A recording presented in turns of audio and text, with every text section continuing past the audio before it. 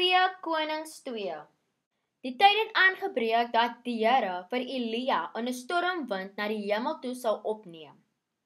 Elia en Elisa was op pad van Gilgal af. Elia sê toe vir Elisa, bly hier, want die Here stuur my na Bethel toe. Maar Elisa antwoord hom, so seker as die Here leef en u leef, ek sal u nie alleen laat gaan nie. Hulle het toe saam na Bethel toe gegaan.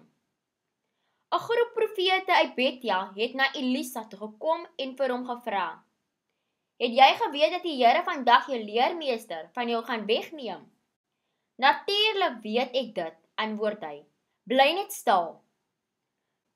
Toe sê Elia vir Elisa, bly hier, want die Here stuur my na Jerigo toe. Maar Elisa het weer geantwoord, so waar as die Here leef en u leef, ek sal u nie alleen laat gaan nie. Hulle het toe saam in Jerigo aangekom. 'n Groep profete uit Jerigo het Elisa tegemoet gekom en hom gevra, het jy geweet dat die Here vandag jou leermeester van jou gaan wegneem? Natuurlik weet ek dit, antwoord hy weer, bly net stil. Toe sê Elia vir Elisa, bly hier, want die Here stuur my na die Jordaanrivier toe. Maar Elisa het weer geantwoord, so waar as die Here leef en u leef, ek sal u nie alleen laat gaan nie. Hulle het toe saam verder gegaan. Uit die groep profete het 50 mans ook saamgegaan en op 'n afstand teenoor die plek waar Elia en Elisa by die Jordaanrivier was, gaan staan. Elia het sy mantel gevat, dit opgerol en die water daarmee geslaan. Die water het weerskante toe verdeel, sodat die twee droogvoets deur die rivier kon gaan. Toe hulle oorkant aankom, sê Elia vir Elisa, wat kan ek vir jou doen, voordat ek van jou weggeneem word? Laat my asseblief 'n dubbele erfgenaamsdeel van u gees ontvang, antwoord Elisa. Jy vra my 'n moeilike saak, antwoord Elia. As jy sien hoe ek van jou af weggeneem word, sal jy dit ontvang. As jy my nie sien nie, sal dit nie gebeur nie. Terwyl hulle nog so aanstap en gesels, verskyn daar skielik 'n wa van vuur, getrek deur perde van vuur.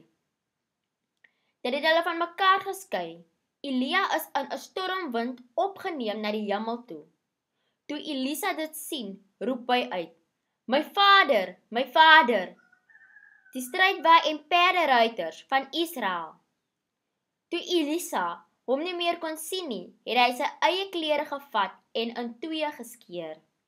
Maar Elia se mantel het afgeval en Elisa het dit opgetel. Toe gaan hy terug en gaan staan by die wal van die Jordaanrivier. Hy het Elia se mantel wat afgeval het gevat, daarmee op die water geslaan en uitgeroep, waar is die Here, die God van Elia? Ja, hy. Toe hy die water slaan, het dit weerskante toe verdeel, sodat hy kon deurgaan. Die groep profete van Jerigo het oorkant gestaan en gesien wat gebeur het.